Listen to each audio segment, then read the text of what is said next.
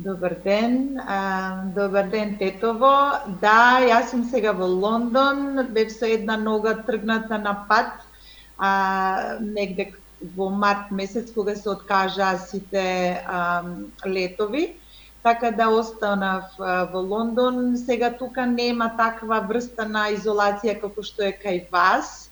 Сепак мерките се секој ден се построги и построги.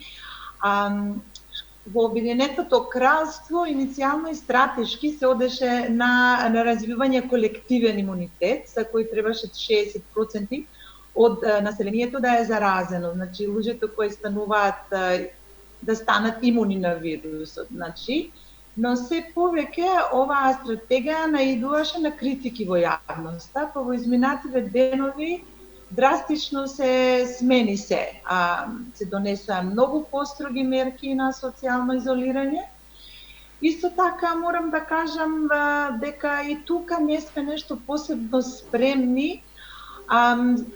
Всушност, секоја критика и неспремноста е да се обезбеди на време на заштитна опрема на медицинските лица, како мислам и што е ситуација во, колку што знам, и во други европски земји, и во Македонија не знам точно, но сматрам дека е тоа проблем за сите.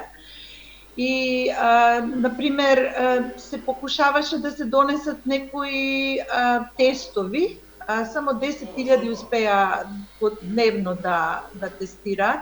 До крајот на месецот треба и под 100.000 дневно луѓе да се тестираат. Значи, бројката на заболени, на тие што успеале да се излекуваат или да, за жал, тие што починаат, значи се менува од ден во ден.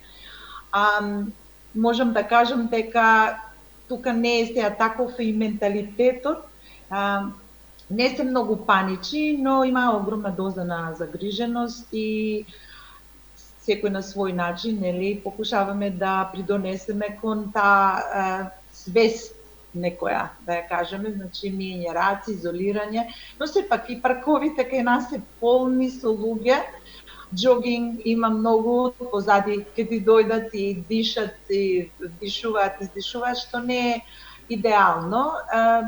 Во последниве неколку денови и полиција ја обезбедија да донесе некој ред во врска со изолацијата или со социјалното на дистанцирање. Така се на се и тука, значи огромна загриженост. Британија мислам дека е една од најзагрижените земји во моментот. Бројката стигна над 10.000 починати, што е навистина голема бројка, но сепак се надеваме на најдобро и дека ова ќе се санира во следните 2-3 недели. Како вие се чувствувате? Па јас сум окей. Значи, носам маска кога морам да одам надвор, ракавици исто така, иако мислам тие информации се менуваат пак од ден на ден. Некаде ќе слушнете дека маските не се потребни, некаде носете ги, така да не сме ни самите сигурни што да правиме.